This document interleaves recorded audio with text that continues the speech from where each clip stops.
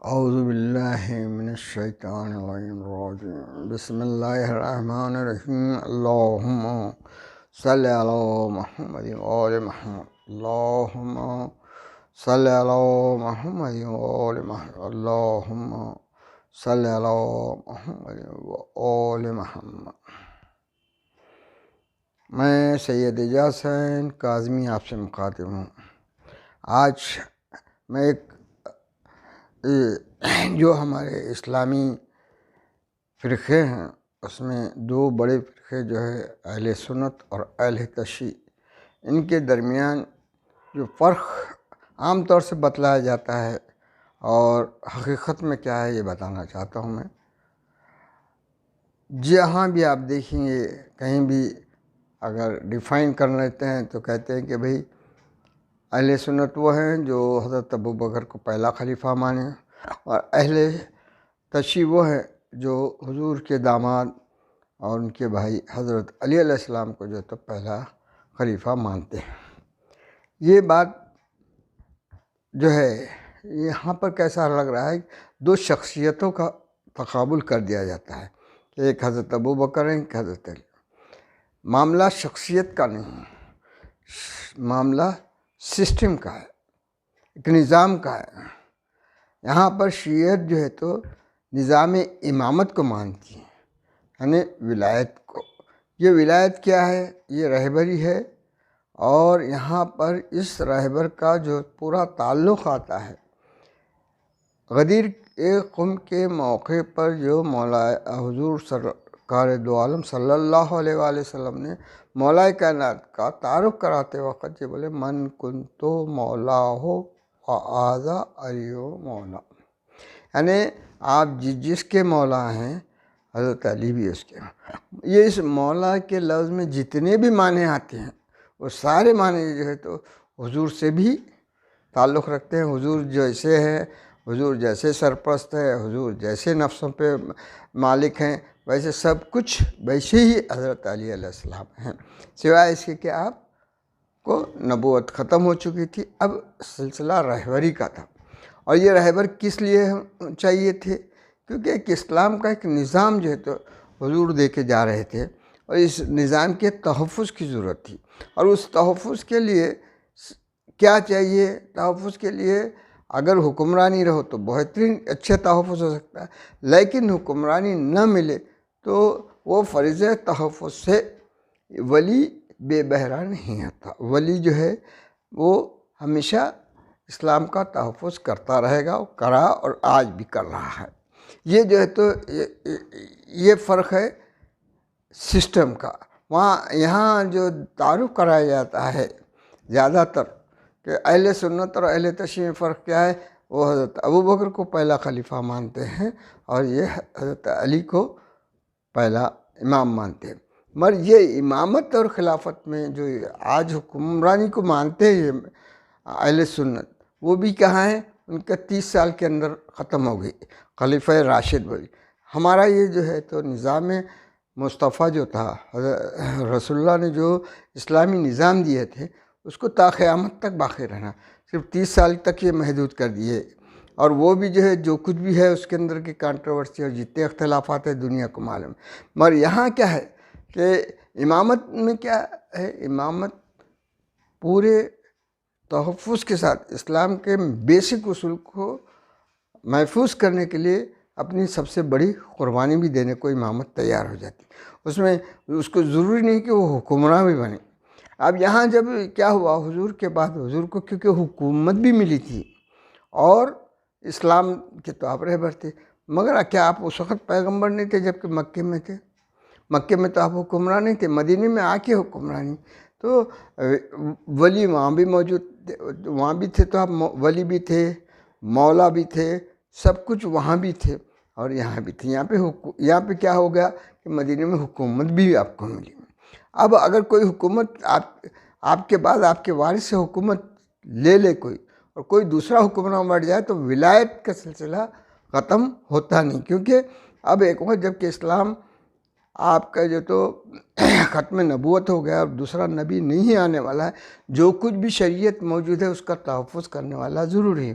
اب اللہ میں تحفظ کرنا ہو تو اللہ بھی کسی کے ذریعے ہی تحفظ کراتا ہے. اللہ خود آ کے نہیں بیٹھتا ہے کہ بھئی نماز ایسی پڑھو، روزہ ایسا رکھو، یہ تو اللہ نہیں کرے گا. اللہ کا کوئی بندہ ایسا رہے گا ضرور جو کہ اللہ کے اس آخری پیغمبر کے نظام کو لے کر چلے اور وہ باقی رکھے، وہ چاہے حکمرانی میں رہو یا نہ رہو. یہاں پر جو ہوا حضور کے بعد فوراً جو شخصیتیں اٹھی وہ صرف جو تو حکومت کے بارے میں بحث ہوئی، وہاں پر دین کے تحفظ کے بارے میں کوئی بحث نہیں ہوئی. اب یہ کہا ہوا مقام جو ہے یہ سقیفہ کا ایک مقام ہے جو بنی سعدہ کا جو انصار تھے ان کا مقام تھا وہاں پر. تو وہاں پر جن لوگوں نے بحث مباحثہ کریں اور جو خلافت کا ڈیسائیڈ کرے وہ ان کی تقاریر آپ اگر سنیں تو آپ کو معلوم ہو جائے گا کہ وہاں پہ اسلام کے تحفظ کا ذکر نہیں ہوا. وہاں سوشل کنٹیکٹ کا رہا، کون کتنا قریب ہے، کون کیسے پہلے ہوا، لوگ کس کو چاہتے کس کو نہیں چاہتے، وہاں اسلام کے تحفظ کا ذکر نہیں ہوا. اب اس المیہ کو ہم غور کریں گے یہاں پر. تو یہاں پر کیا ہے اپنے کو اب ایک ایک کی تقریر سنیں تو معلوم ہو جائے گا کہ یہ لوگ تقریر میں کیا بتائے. اب سب سے پہلے میں حضرت ابوبکر کی تقریر سناتا ہوں کہ انہوں نے کیا کہا.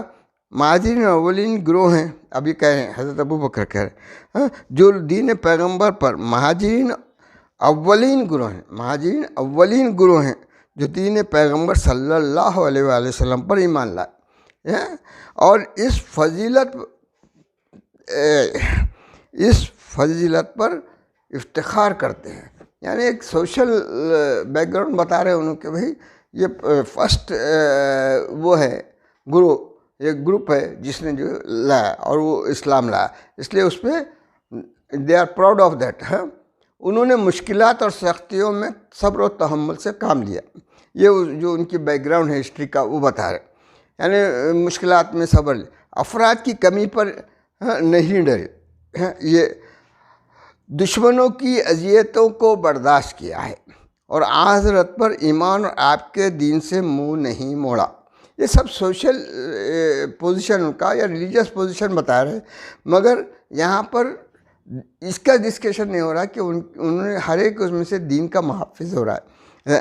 ہم اب یہاں آگے بتا رہے ہو ہم آپ انصار کے فضائل اور خدمت سے ہرگز انکار نہیں کرتے. اب انہوں اپنے گروپ کے بعد یہ دوسرا گروپ جس نے یہ ڈسکشن کے لیے بلایا تھا اس کی بھی خدمات کی جو ہے تعریف کر رہے جناب حضرت ابوبکر صاحب. کیا کر رہے ہیں انہوں کہ ہم آپ یعنی انصار کے فضائل اور خدمات سے ہرگز انکار نہیں کرتے اور بے شک مہاجرین کے بعد یعنی اپنے گروہ کے بعد دوسرا گروہ جو ہے تو مہاجرین کے بعد جو ہے دیگر لوگوں پر آپ فضیلت اور برتری رکھتے ہیں. یعنی پہلا ہوگا مہاجر گروپ، دوسرا ہوگا یہ انصار گروپ. یہ سب سوشل گروپ سے بتائے جا رہے ہیں. اس لیے قیادت اور رہبری کی باغ ڈور مہاجرین کے ہاتھ اور وزارت آپ لوگوں کے ہاتھ میں ہوگی. اب کیا کیا انہوں نے ان کی خدمات کی بھی تعریف کرتے ہوئے ان کو بھی کیا کرے اپنی حکومت کا حصے دار بنانے کے لیے کہ بھئی ہم جو ہے تو کیا رہیں گے، قیادت اور یعنی لیڈرشپ اور جو تو یہ ہمارے ہاتھ میں رہیں گی اور آپ لوگ وزیر رہیں گے، یعنی وزیر مشورہ دینے والے رہیں گے آپ لوگ. وزارت آپ لوگوں کے ہاتھ میں ہوگی اور ہم حاکم ہوں گے، کون مہاجر، اور آپ وزیر، اور کوئی بھی کام آپ لوگوں کے مشورے کے بغیر انجام نہیں پائے گا. یعنی یہاں مہاجرین کی برتری کا استدلال یہ تھا کہ وہ سب سے پہلے پیغمبر پر ایمان لائے ہیں اور آپ کے دین کو قبول کیا ہے. صرف یہ ان کا سوشل اسٹیٹس بتایا جائے گا، ان کا دینی اسٹیٹس، دین میں یہ کیا فضیلت رکھتے ہیں، کتنی معلومات ہیں، کتنا علم ہے، کتنی جو ہے تو یہ بہادری ہے، کتنی یہ جو جنگ یعنی ان کی بہادری، ان میں جو ہے تو لیڈرشپ چاہیے نا. وہ لیڈرشپ کا نہیں ذکر کر رہے، صرف سوشل کنٹیکٹ کا یہاں ذکر کر رہے کہ یہ لوگ جو ہے تو سب سے پہلے اسلام لائے اور آپ لوگ بعد میں لائے، آپ بھی اچھے ہم بھی اچھے، مگر کیونکہ ہم فرسٹ گروہ ہے اس لیے. یہاں پوری ان کی تقریر میں دیکھیے انہوں نے کہیں یہ ذکر نہیں کیا کہ بھئی ہم لوگ وہ ہیں جو دین کی حفاظت کرنے والے ہیں. ہمارے ہاتھ سے دین محفوظ رہے گا. ہم میں یہ شخص جو ہے تو سب سے زیادہ قابل ہے.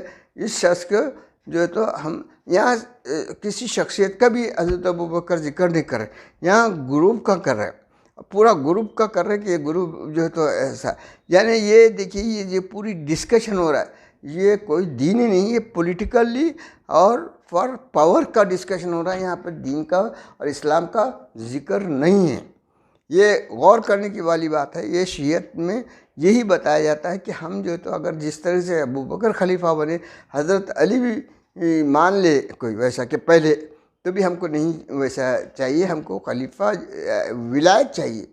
اب ویسے تو اہل سنت چوتھا خلیفہ مانتے, وہ چوتھا خلیفہ بھی ہم کیوں نہیں مانتے؟ حکومت تو ان کو ملی تھی, پر ہم ہمیشہ جو ان کو پہلا ہی خلیفہ, پہلا ہی امام مانتے. کیوں؟ امامت کے ایک شعبے میں شعبہ ہے حکومت. امامت کے کئی شعبے ہیں جس میں دین کی حفاظت ہے. جو کچھ بھی آ جائے دین میں, تحریفات ہوئے تو اس کو روکنا ہے, اور کوئی کفر اس پہ چھا جائے تو اس کے کفر کو روکنا ہے. یہ ساری باتیں ہیں, اور اسی میں ایک شعبہ حکومت بھی ہے. حکومت نہیں رہی تو امامت اپنے امامی کام سے, ہم اپنی ولایت سے دور نہیں ہوتی.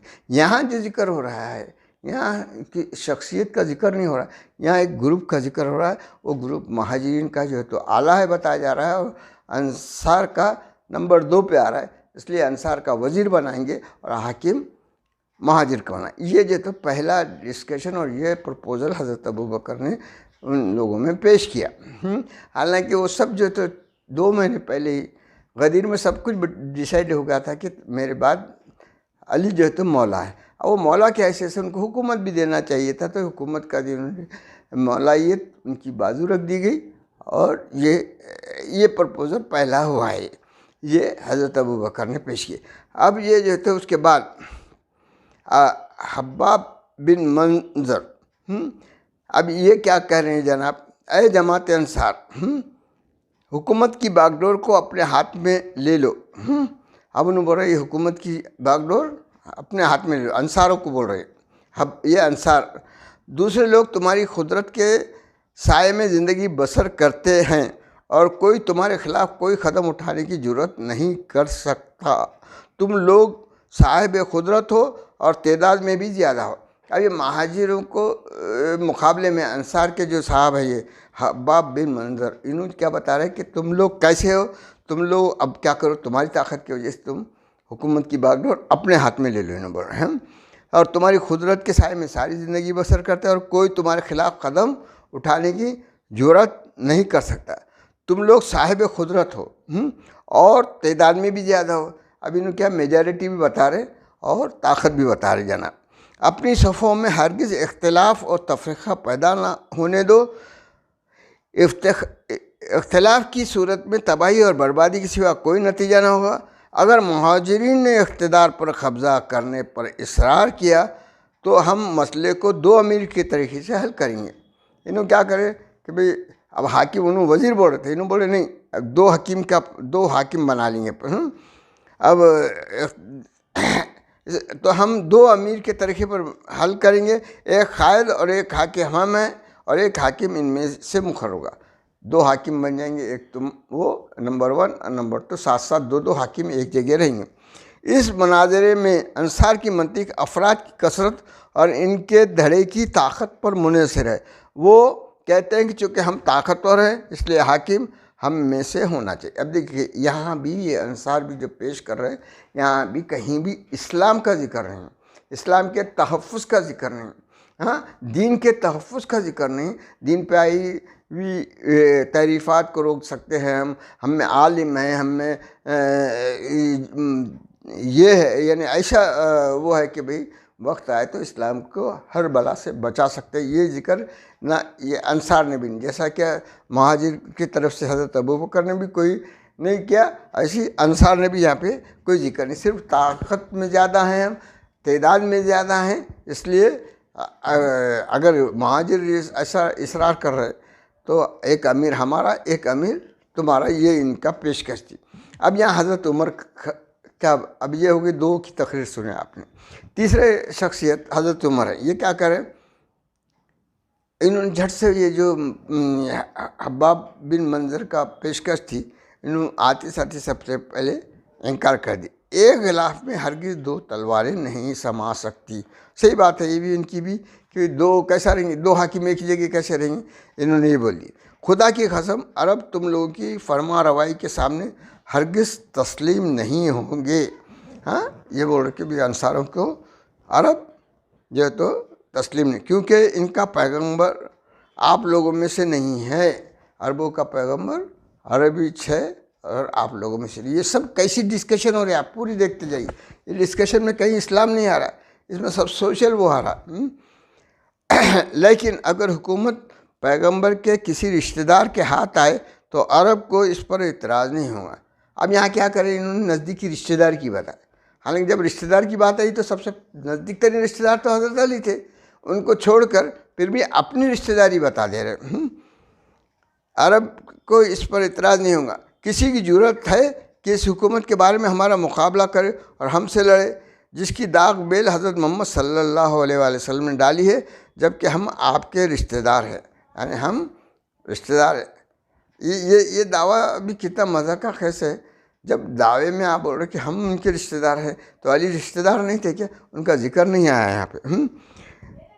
یہ مگر پھر بھی جو آیا نہیں آیا، مگر یہ بھی ڈسکشن کی ہو رہی، یہ بھی سوشل ہو رہی، یہ بھی جو ہے تو قرابتوں کی ہو رہی. یہاں اسلام کہیں نہیں آ رہا ہے. یہ میرا کہنا یہاں بتا دینا ہے کہ ولایت کی ذمہ داری اسلام کی تحفظ کی ہے. اسلام کی تحفظ کی باتیں نہیں.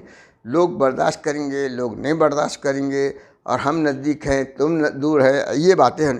اس گفتگو میں حضرت عمر نے زمام حکومت کو ہاتھ میں لینے کا معیار پیغمبر کے ساتھ اپنی رشتہ داری اور قرابت کو قرار دیا. یعنی ان رشتہ دار قریش میں سے تھے، اس لیے. اور اس طرح مہاجر ان میں قبیلہ قریش کو خلافت کے لیے شائستہ اور حقدار بتلا دیا. یعنی اب کیا ہوگا، آ گیا یہ کائے پہ آ گیا، معلوم قریش برادری کی اس میں ہے. اسلام یہاں بھی نہیں آیا، وہی آ گیا قبیلہ اور قریش. اب یہاں یہ حباب جس نے جو دوسرے نمبر پہ تقریر میں نے سنایا تھا، وہ صاحب اب کیا بول رہے ہیں. ایک حباب کیا کہا، پھر انہیں ایک بار پھر انصار کی طاقت کا سہارا لیتے ہوئے اب کیا کہہ رہا ہے وہ، اے انصار کی جماعت. اب انہیں کہا عمر اور اس کے ہم فکروں کی بات پر کان نہ دھرو. یہ حباب بول رہے ہیں، اور وہ تم لوگوں سے قیادت اور فرما روائی چھیننا چاہتے ہیں. وہ تم سے، اگر انہوں نے ہماری بات نہ مانی تو ان سب کو اس سرزمین سے نکال باہر کرو. یہاں تک کیا گیا اس کا کہنا. تم لوگ اس کام یعنی فرما روائی کے لیے دوسرے لوگوں سے زیادہ شائستہ ہو. تم ہی لوگوں کی تلواروں کی جھنکار کے نتیجے میں لوگوں نے یہ دین قبول کیا ہے. اب کیا ہوگا، یہ اس نے بول دیا حباب نے جب یہ بول دیا تو حضرت عمر کو آ گیا غصہ. عمر کیا بولے انہوں نے، خدا تجھے موت دے. حباب نے کہا خدا تجھے موت دے. حباب نے کہا، یہ جو تو وہاں پہ چک پک ہوئی. ابو عبیدہ نے گویا انصار کو رشوت دیتے ہوئے مہاجرین کو حکم دیے جانے کی تائید کری. ابو عبیدہ جو تھا اس نے یہ کیا کیا کہ بولے جان دو ان کو حکم دی. اے انصار کی جماعت. ابو عبیدہ کیا کیا، گویا انصار کو ایک رشوت دیتے ہوئے مہاجرین کو حکومت دیے جانے کی یوں تائید کی. اس نے بولا کہ اب دے دو مہاجرین کو. کیا بول کی تائید کیا ابو عبیدہ نے، اے انصار کی جماعت، تم لوگ وہ پہلے افراد تھے جنہوں نے پیغمبر اسلام کی حمایت اور مدد کی. اب یہ ہرگز سزاوار نہیں ہے کہ تم ہی لوگ سب سے پہلے پیغمبر کی سنت کو بھی بدل دو. یہاں پر انصار میں سعد بن عبادہ جو خلافت کے لیے انصار میں سے تقریباً آدھے لوگوں کا امیدوار تھا، کا چچیرا بھائی بشیر بن سعد اٹھ کھڑا ہوا اور امید تھی کہ وہ انصار کے حق میں بول کر قضیے کو ختم کر دے گا. لیکن اس نے اس کے برخلاف سعد بن عبادہ کی ساتھ اپنی دیرینہ عداوت کی وجہ سے حضرت عمر کے استدلال کی تائید کی اور اپنے رشتہ داروں کی طرف مڑ کر کہا. اب یہ سعد نہیں، چچیرا بھائی بشیر بن سعد، انہیں کیا بول رہا ہے، محمد قریش میں سے ہیں اور آپ کے رشتہ دار خلافت کے لیے دوسرے سے اولا اور شائستہ ہے. میں ہرگز نہیں دیکھنا چاہتی کہ آپ لوگ اس مسئلے میں ان سے ٹکرائیں. طرفین اپنی اپنی بات سنا دی اور کوئی دوسرے کو مطمئن نہ کر سکا، تو حضرت ابوبکر نے موقع سے فائدہ اٹھاتے ہوئے ایک تجربہ کار سیاستدان کی طرح ایک نئی تجویز پیش کی، یہ حضرت ابوبکر نے، اور ایک قدم آگے بڑھاتے ہوئے یہ فیصلہ کیا 2 آدمیوں کو پیش کرے تاکہ لوگ ان دونوں میں سے ایک کی بیعت کر لیں۔ خاص کر انہوں نے مشاہدہ کیا کہ انصار میں اتفاق رائے نہیں ہے اور بشیر بن سعد بن عبادہ قبیلے خزرج کے سردار کا مخالف ہے۔ یہ کون؟ سعد بن عبادہ۔ تو اس لیے خاص انداز میں بحث و مباحثہ ختم کرتے ہوئے بولے کہ میری درخواست ہے کہ مہربانی کر کے اختلاف اور تفریق سے پرہیز کیجیے، میں آپ لوگوں کا خیرخواہ ہوں، بہتر یہ کہ بات مختصر کیجیے۔ عمر و عبیداللہ میں سے کوئی ایک کی بیعت کری۔ عمر و ابو عبیدہ دونوں نے کہا کہ ہمارے لیے ہرگز یہ مناسب نہیں کہ آپ جیسی شخصیت کے ہوتے ہوئے حکومت اور خلافت کی باغ ڈور ہم اپنے ہاتھ میں لیں۔ مہاجرین میں سے کوئی بھی آپ کی برابر نہیں ہے۔ آپ غار سور میں پیغمبر کے ہم نشین تھے، آپ نے پیغمبر کی جگہ پر نماز پڑھائی، آپ کی مالی حالت بھی بہتر ہے، اپنے ہاتھ کو آگے بڑھاتے ہوئے آپ سے بیعت کریں، ہم آپ کی بیعت کریں۔ یہاں پر حضرت ابوبکر نے بلا کسی تکلف کے بغیر کچھ کہے اپنا ہاتھ پھیلا دیا اور دل میں موجودہ راز سے پردہ اٹھا دیا، اور یہ بات کھل گئی کہ عمر اور ابو عبیدہ کو آگے بڑھانے کا مقصد اپنے لیے رہا ہموار کرنے کے علاوہ کچھ نہیں تھا۔ اب یہ سارا قضیہ آپ سمجھ گئے۔ یہاں پر ساری بحث مباحثے کے بعد جو خلافت ٹھہرائے گی اس میں دین اسلام کا کہیں دور تک پتہ نہیں تھا۔ صرف یہاں حکومت سازی، حکومت حاصل کرنا اور حکومت کے لیے کچھ چھوٹی موٹی جو تو اپنی برتریاں بتانا، اور وہاں پر کسی قسم کی اسلام کے تحفظ کے لیے کیا کیا جائے گا، اور کون ایک متعین شخص تک جانے کے بجائے کہ بھی جو ساری چیزوں کے لیے سوٹیبل ہو، اس کے بجائے گروہوں کا ذکر ہوا، پہلا گروہ یہ، دوسرا گروہ یہ، اسی میں گروہوں میں سے ایک جو تو چن لیا گیا۔ اس طریقے سے جو سنت رسول کی تھی اور جو اللہ تعالیٰ کی سنت ہے کہ اللہ تعالیٰ جو ہے تو کبھی بھی خلافت اور امامت کو جو ہے اللہ تعالیٰ خود امام بناتا ہے، خود جو ہے تو نبی بھیجتا ہے، نبی کے حکم سے امام بنتے ہیں، انسانوں کے ہاتھوں سے امام نہیں بن سکتا، کیونکہ اللہ کا دین ہے، اللہ کے دین کی حفاظت اللہ والا ہی کر سکتا ہے، بندوں میں سے کوئی بھی کر سکتا ہے، یہ ممکن ہی نہیں ہے۔ اس لیے جو ہے تو اللہ تعالیٰ خود بولتا ہے کہ ہم نے امام جو ہے تو بنایا ہے، اور وہ اللہ کے حکم سے جو ہے تو سب کچھ کرتے ہیں۔ اور یہ آپ سورہ انبیاء کے جو 73 نمبر کی آیت ہے اس میں آپ دیکھ لیں گے۔ میں اب مختصراً یہ ڈفرینس بتانا رہا تھا کہ شیعت اور اہل سنت، اہل تشیع اور اہل سنت میں شخصیت کا فرق نہیں ہے، شخصیتوں کا فرق نہیں ہے، نظام کا فرق ہے، سسٹم کا فرق ہے۔ ان کے پاس سسٹم حکومت کا ہے، حکمرانوں کا ہے، اور ادھر جو ہے تو ولایت کا ہے، اور یہ ولایت تا قیامت تک کے لیے ہے، اور ان کی جو ہے تو حکمرانی کا جو ہے تو جس کو خلافہ راشد بولتے ہیں یہ لوگ، وہ تو 30 سال میں ختم ہو گیا کہتے ہیں، حالانکہ ان میں بھی ایک خلیفہ سے دوسرے خلیفہ ہم خیال نہیں تھے۔ خیر وہ تو بات دوسری عمر سے، یہ آخری کنکلوژن یہی ہے کہ ہمارے میں اور اہل سنت میں فرق جو ہے تو نظام کا ہے، سسٹم کا ہے، نہ کہ شخصیت کا ہے۔ میں سمجھتا ہوں کہ میری یہ بات آپ لوگوں کے ذہنوں کو اجاگر کر سکی ہوگی، اور جو لوگ تحقیق کرنا چاہ سکتے ہیں وہ تحقیق کر کے نتیجے پہ پہنچ سکتے ہیں۔ وآخر دعوانا الحمدللہ رب العالمین، اللہم صلی اللہ محمد وعلی محمد صلی اللہ محمد وعلی محمد۔